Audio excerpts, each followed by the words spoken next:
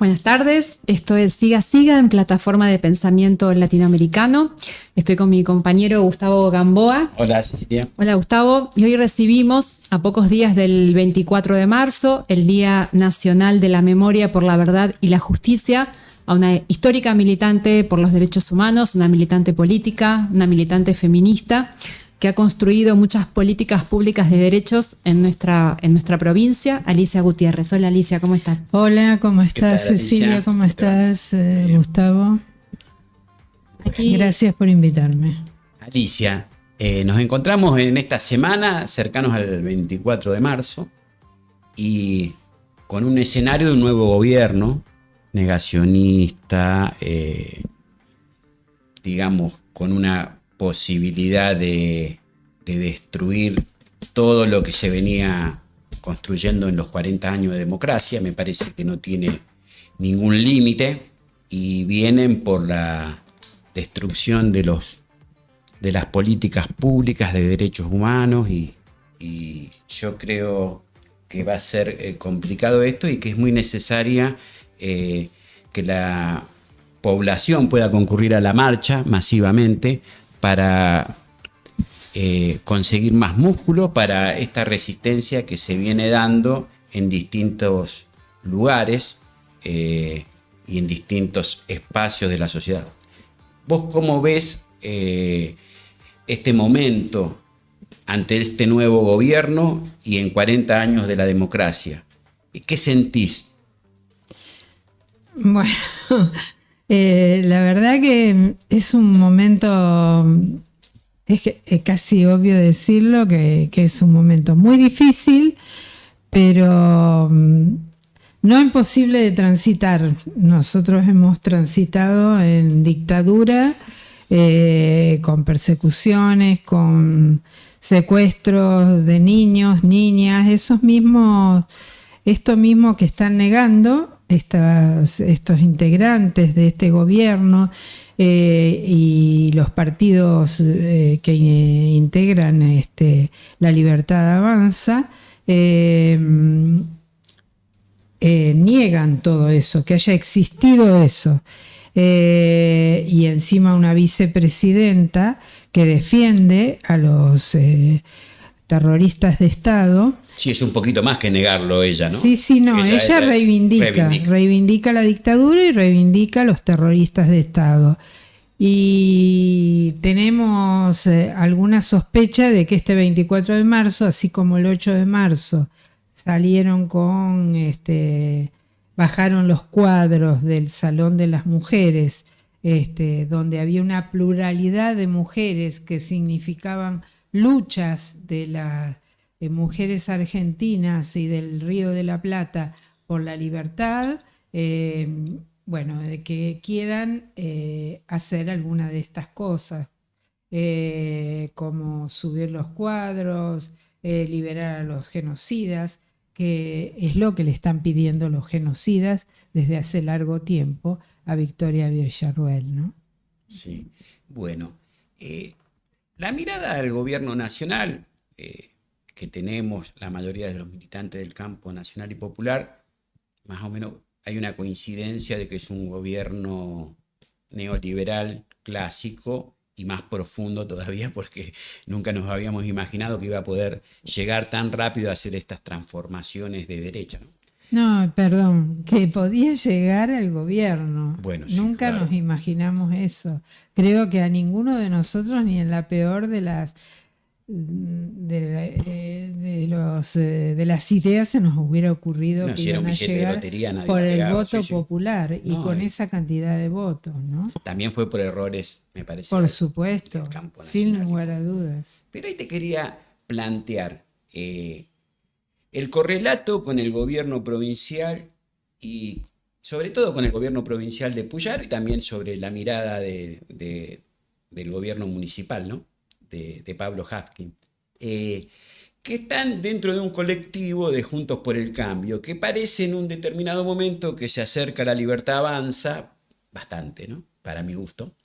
Y bueno, ¿cómo se puede definir ese sector con un progresismo entre comillas, ¿no? Porque Yo creo que de progresista no tiene nada. Directamente Juntos para el Cambio no tiene nada de progresista. Sí que algunas de las políticas que está llevando adelante Puyaro se iniciaron durante el gobierno de Hermes Wiener, de Antonio Bonfatti, de Miguel Lifchik, y bueno, está tomando algunas de esas cuestiones que, algunos de esos programas que fueron eficaces y, digamos, dieron frutos en el territorio. Pero cuando terminó el Frente Progresista de gobernar la provincia de Santa Fe, había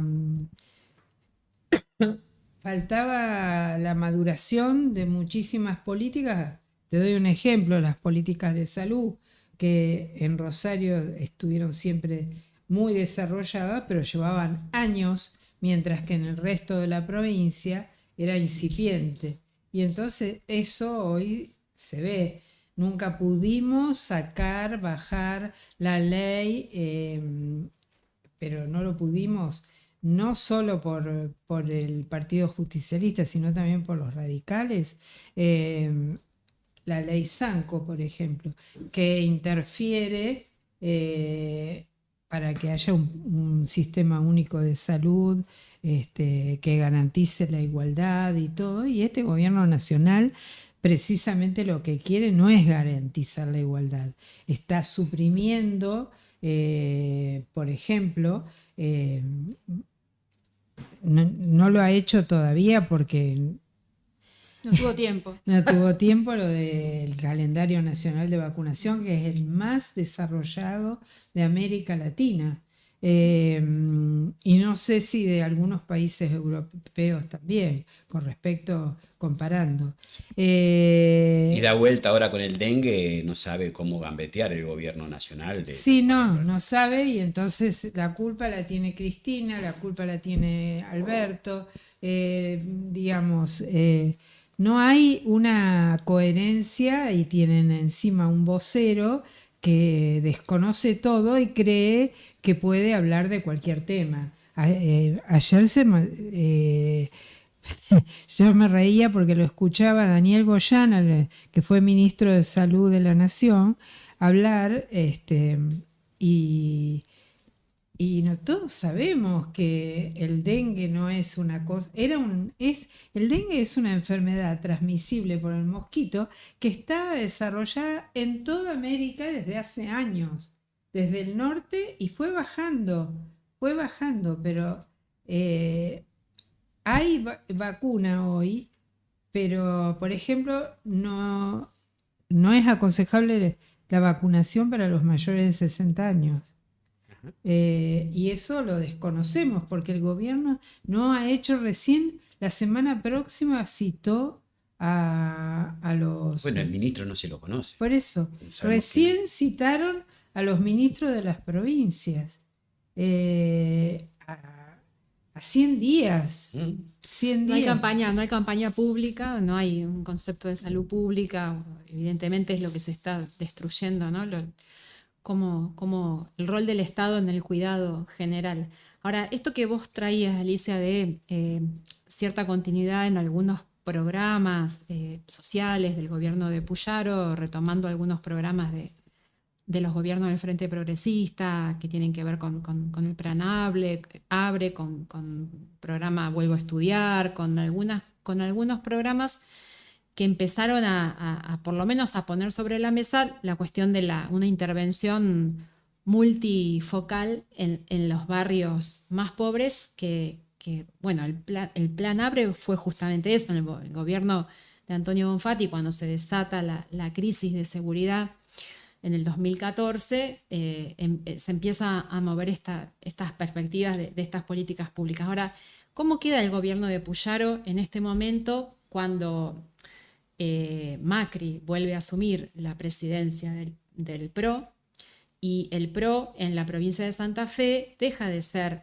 o está dejando de ser, un actor subalterno, un actor que era como considerado menor en el frente, para empezar a tener un mayor peso nacional, dado el peso que tiene Macri en la escena nacional. Eso afecta sin duda la política en Santa Fe.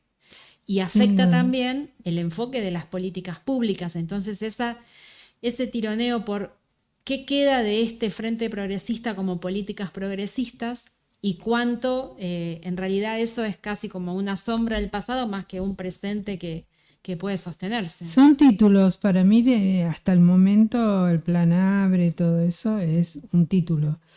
Vamos a ver si lo pueden o si tienen la voluntad de desarrollarlo. Yo creo que cada vez se está pareciendo más el gobierno de Puyaro a lo que es Milei, recortando políticas importantes y haciéndola poner a la que le encanta, la vicegobernadora, que es del PRO, le encanta salir a hostigar a los docentes y a todos aquellos que defienden sus legítimos derechos, ¿no es cierto? Diciendo que el aumento es del 54% y en realidad es un escaso 7%. Entonces, yo creo que le va a resultar muy difícil y él tampoco hace ningún esfuerzo para parecer un progresista. Por el contrario, las denuncias que hay contra este gobierno provincial por violencia institucional son gravísimas y no es la primera vez. A Puyaro lo conocemos, los que lo conocemos bien, sabemos que cuando fue ministro de Seguridad de la provincia de Santa Fe, había violencia institucional y en mi caso, que era diputada, le denuncié muchísimos casos que nunca fueron resueltos. Mañana sí, mañana te llama fulano, pasado sí, nunca, jamás fueron resueltos y de violencia institucional no se habla. Y me pregunto, el secretario de Derechos Humanos de esta provincia, Emilio Jatón, ¿qué hace ante esa postura, ¿no? Ante las denuncias que hay de torturas que ayer fueron públicas, realizadas por el Ministerio Público de la Defensa. Defensa. Nada más no es que fue denunciada por una persona y entonces hay que chequear si es verdad o no. No, fue un documento que hizo público el Ministerio Público de la Defensa, que junto con el MPA son las dos patas del nuevo sistema penal. Imaginemos eso, la gravedad que tiene. Vos como diputada presentaste un proyecto de ley para que Santa Fe tenga un protocolo contra la tortura.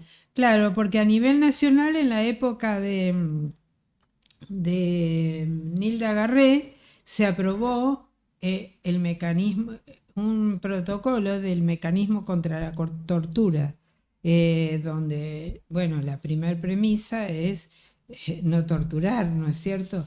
Y mucho menos en democracia. Y la tortura no pasa solamente por la tortura física, también puede ser una tortura psicológica que se ejerce desde el Estado. Y acá vale la aclaración, el 24 de marzo tiene muchísima importancia para las y los argentinos porque se ejecutó la violencia institucional, la tortura, el secuestro, etcétera, desde el aparato del Estado.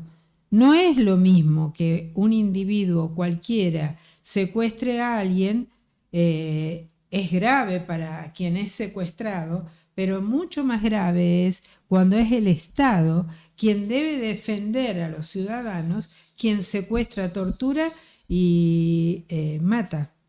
Entonces hay mucha gente y creo que nos faltó en eso explicarle a las nuevas generaciones cuál es la diferencia, porque yo veo muchos jóvenes que cuestionan a veces esas posturas. Sin embargo, 47 años del golpe cívico-militar eclesiástico, se avanzó muchísimo, logramos los juicios, el pueblo argentino logró los juicios, no solamente los familiares, los abogados, las madres, las abuelas, que sí tuvieron muchos ovarios, porque salieron a la calle cuando nadie salía, porque corría riesgo tu vida. De hecho, muchas madres y abuelas fueron secuestradas, ¿no? Entonces, creo que hay que valorar todo esto, volver a poner en la palestra y discutir con los jóvenes y darles a conocer todas estas cosas. Después ellos verán si lo toman o no, pero nadie pretende que todos sean militantes de derechos humanos, pero sí que conozcan la verdad, porque esa es la verdad.